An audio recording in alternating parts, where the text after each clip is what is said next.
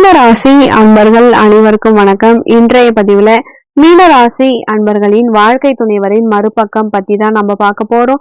முதன் முறையா நீங்க நம்ம சேனல்ல பாக்குறீங்க அப்படின்னா மறக்காம சப்ஸ்கிரைப் பண்ணி வச்சுக்கோங்க. மீனம் அப்படிங்கிறது காலபுருஷ தத்துவத்தின் 12ஆம் இடம். குரு பகவான் இந்த வீட்டின் அதிபதிங்க.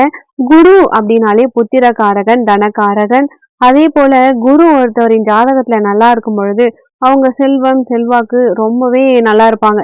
குருவின் வளம் இருக்கணும். குரு கேதுவோட இணைஞ்சிருக்கு, குரு ராகுவோட இணைஞ்சிருக்கு அப்படின்னா அவங்களுக்கு புத்திர பாக்கியம் அமையறதுல கொஞ்சம் தாமதமாகும். அதே போல ஒரு புத்திர பாக்கியம் இல்லாம கூட போயிடும். அதே மாதிரி பொருளாதார ரீதியாக கஷ்டப்படக்கூடிய சூழ்நிலை, ஏற்றம் இறக்கம் இருக்கும். ஆனா மீன ராசிக்காரங்களை பொறுத்த வரைக்கும் ராசி அதிபதி குரு அப்படிங்கறதால ஜாதகப்படி குரு நல்லா இருக்காரு அப்படின்னா எப்பயுமே கையில பணம் வச்சிருப்பாங்க. ஏதோ ஒரு வகையில பூர்வீக சொத்தை அடையக்கூடியவங்களா இருப்பாங்க. அதாவது தாய் வழி தந்தை வழி சொத்துக்கள் அவங்க கையில வரும். அது நன்மையை கொடுக்கும். பொருளாதார ரீதியாக எப்பயுமே கையில ஒரு பணம் இருக்கும். இப்போ மீனராசிக்காரங்களை பொறுத்த வரைக்கும் ஒரு கடுமையான கோபம் இருக்காது. ஆனா ஒரு நேர்மை இருக்கும். ஈகோ இருந்தாலும் விட்டு கொடுத்து போவாங்க.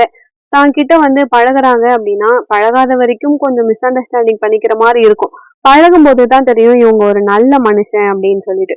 குறிப்பா பழகிட்டாங்க அப்படின்னா நல்லா பேசுவாங்க.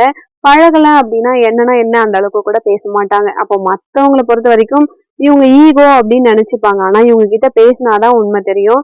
மீன ராசிக்காரங்களை பொறுத்த வரைக்கும் திருமணம் கொஞ்சம் கால தாமதமாகும். இவங்க உபயராசியா இருக்கிறதால திருமணத்துக்கு பிறகு கருத்து வேறுபாடுகளும் பிரச்சனைகளும் பிரிவுகளும் தனிமையும் ஏற்படுறது. இதுக்கு நம்ம நிறைய விஷயம் இதுக்கு முன்னாடி சொல்லியிருப்போம். இந்த பதிவுல வாழ்க்கை துணைவரின் மறுபக்கம் பார்க்கலாம்.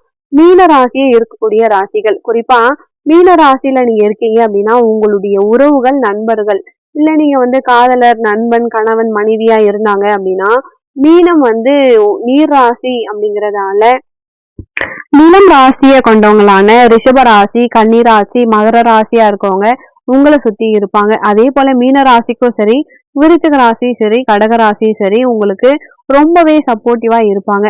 இப்போ நீங்க ரிஷப ராசி, மகர ராசி உங்களுக்கு வாழ்க்கை துணைவரா ஃப்ரெண்டா இருக்காங்க அப்படின்னா அதுதான் கர்மா. அவங்களால உங்களுக்கு மன உளைச்சல் இருக்கும், கருத்து வேறுபாடு இருக்கும். ஆனா அவங்களாலதான் உங்களுக்கு நன்மையும் ஏற்படும். அததான் நம்ம சொல்ல வரோம். அதே போல உங்களுக்கு ஆகாத ராசி, குறிப்பா திருமணம் பண்றீங்க அப்படின்னா சப்தம ராசியை திருமணம் பண்ணாதீங்க. அதாவது கன்னி ராசியை நீங்க தவிர்க்கணும். அதுதான் முக்கியம். அதுக்கப்புறம் சிம்ம ராசி, துலாம், அதுவும் சஷ்டாங்கமா வரும். அதுவுமே உங்களுக்கு கடுமையான விஷயம்தான். இப்போ மற்ற ராசிகள்ல நீங்க திருமண பொருத்தம் பாக்குறீங்க அப்படின்னா மற்ற ராசியை பார்க்கலாம். ஆனாலும் ஜாதக பொருத்தத்தை பார்க்கணும். இதுதான் உபய ராசிக்கு அதிக பாதிப்பு இல்லாம இருக்கும். ஏன்னா உபய ராசிக்கு தார தோஷமோ கலஸ்திர தோஷமோ அதிகமா இருக்க வாய்ப்பு இருக்கு. அதனால அவங்களுடைய திருமண வாழ்க்கை கொஞ்சம் போராட்டமாவும் பிரச்சனையோடய இருக்கு. பெரும்பாலும் சொல்றோம். இப்போ இந்த இடத்துல உத்திரட்டாதி நட்சத்திரம் இருக்கும், ரேவதி நட்சத்திரம் இருக்கும், பூரட்டாதி நட்சத்திரம் இருக்கும். இந்த உத்திரட்டாதியில பிறந்தவங்களை பொறுத்த வரைக்கும் வாழ்க்கை துணைவரை ரொம்ப நேசிக்கக்கூடியவங்களதான்.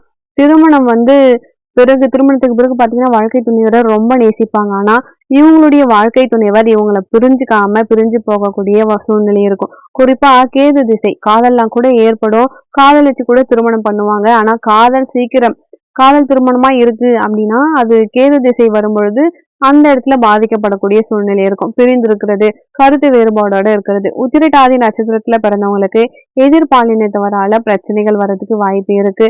அப்போ இதை நீங்க தவிர்க்கிறது நல்லதுங்க. அதுக்கப்புறம் பாத்தீங்கன்னா ரேவதி நட்சத்திரத்தை பொறுத்த வரைக்கும் குறிப்பா பிரில்லியண்டா இருப்பாங்க. பாக்குறதுக்கு ஒரு நல்ல தோற்றப்படிவு. இவங்களுக்கு காதல் திருமணம் ஆகிறதுக்கான வாய்ப்புகள் இருக்கு. அதே போல சில பேருக்கு லேட்டா கூட திருமணம் ஆகும். காதல் இல்லை அப்படின்னா லேட்டா திருமணம் ஆகும். இவங்களுக்குமே திருமண வாழ்க்கையில பிரச்சனையோடு தான் இருக்கக்கூடிய சூழ்நிலை இருக்கும். ரேவதி நட்சத்திரத்துல பிறந்தவங்க நல்ல புத்திசாலி, உயர்கல்வி படிப்பாங்க. அதே போல ஒரு நிரந்தரமா யார்கிட்டயும் பகச்சிக்க மாட்டாங்க. குறிப்பா சொல்லணும் அப்படின்னா கோவம் வந்தா சில நேரம் சண்டை போட்டாலுமே பக்கத்துல இருக்கவங்க இல்ல வாழ்க்கை துணைவர்கிட்ட இல்ல யார்கிட்டயாச்சும் சண்டை போட்டாலுமே திரும்ப அவங்களோட பேசக்கூடியவங்களா இருப்பாங்க. அதை மறந்துடுவாங்க. அதை மனசுல வச்சுக்கவே மாட்டாங்க. அதே போல எந்த ஒரு விஷயத்தையும் மனசுல மூடி வைக்க மாட்டாங்க. வெளிப்படையா சொல்லிடுவாங்க. ஒரு ரகசியம் சொல்லாத அப்படின்னாலுமே அதை வெளிப்படையா சொல்லக்கூடியவங்களா இருப்பாங்க. புரட்டாதி நட்சத்திரத்தை பொறுத்த வரைக்கும் நல்ல தோற்றப்பொழிவு, நல்ல புத்திசாலி, உயர்கல்வி, படிக்கணும், பெரியாள் ஆகணும், லைஃப்ல ரொம்ப கான்சென்ட்ரேஷன் பண்ணுவாங்க. குறிப்பா திருமண வாழ்க்கையில இவங்களுக்குமே பிரச்சனை ஏற்படுது. இல்ல குறிப்பா மேரேஜ் வந்து லேட் ஆகுறது, திருமணத்துக்கு பிறகு திருமண வாழ்க்கையில பிரச்சனை வர்றதெல்லாம் கூட இருக்கும். புரட்டாதி நட்சத்திரத்துல.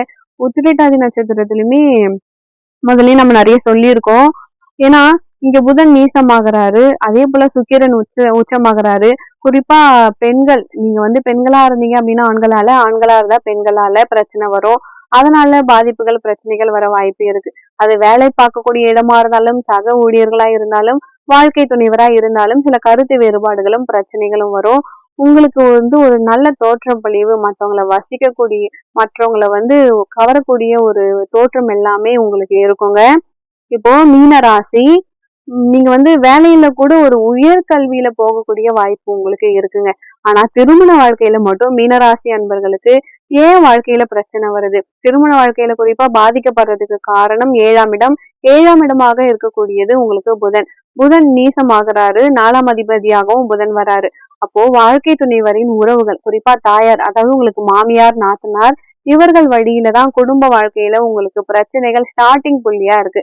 அதனாலேயே பிரச்சனைகள் படிப்படியா அதிகமாகி கணவன் மனைவிக்குள்ள பிரிவுகள் ஏற்பட வாய்ப்பு இருக்கு. இதெல்லாம் தான் முக்கியமான காரணம். அதுக்கெல்லாம் தீர்வுகள் பார்த்தீங்கன்னா, உங்க ஜாதக அடிப்படையில தாங்க இருக்கு.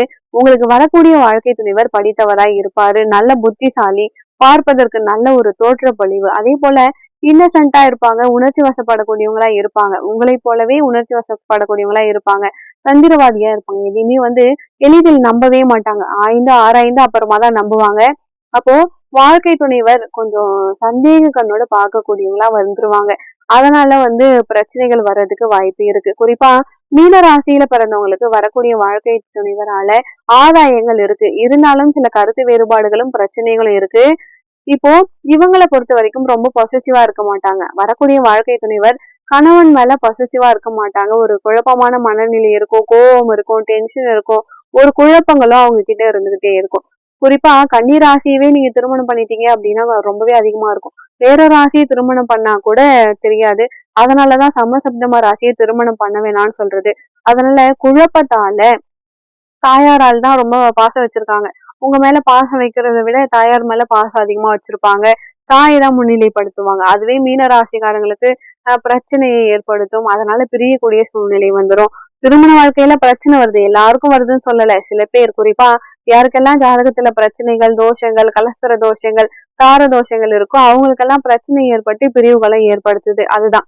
இப்போ வந்து மீன ராசியை பொறுத்த வரைக்கும் சில பேர் நல்லா இருப்பாங்க. திருமணத்துக்கு பிறகு சொத்து சுகம் சேர்க்கக்கூடியவங்க. அதுலயும் முதல் குழந்தை பெண்ணாக பிறந்திருந்து அப்படின்னா வாழ்க்கையில ஒரு வெல் செட்டில்டு ஆகக்கூடியவங்களா இருப்பாங்க.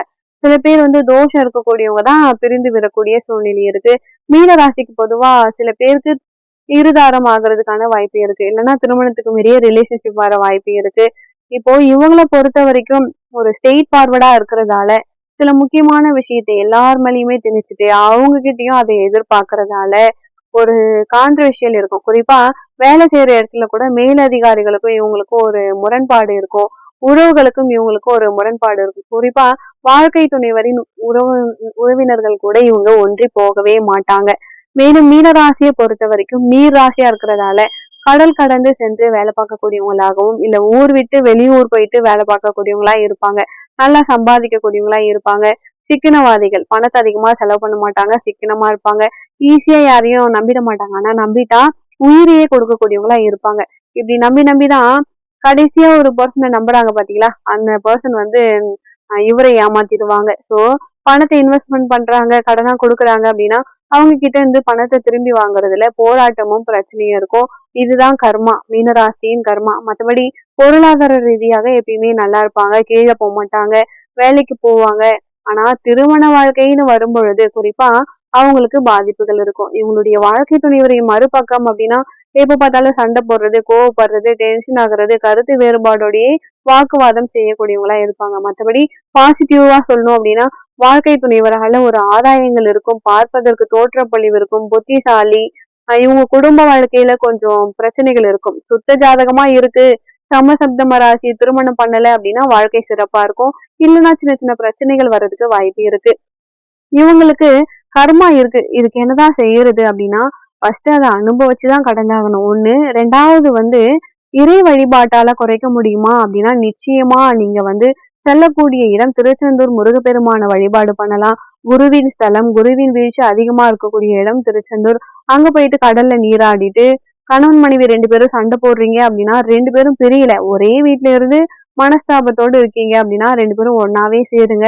கோவிலுக்கு போங்க, கடல்ல குளிங்க, நாழிக்கிணறுல குளிச்சுட்டு முருகப்பெருமான நீங்க வணங்கிட்டு வரும்பொழுது, கண்டிப்பா உங்க வாழ்க்கையில இருக்கக்கூடிய பிரச்சனைகள் தீர்ந்துடும்.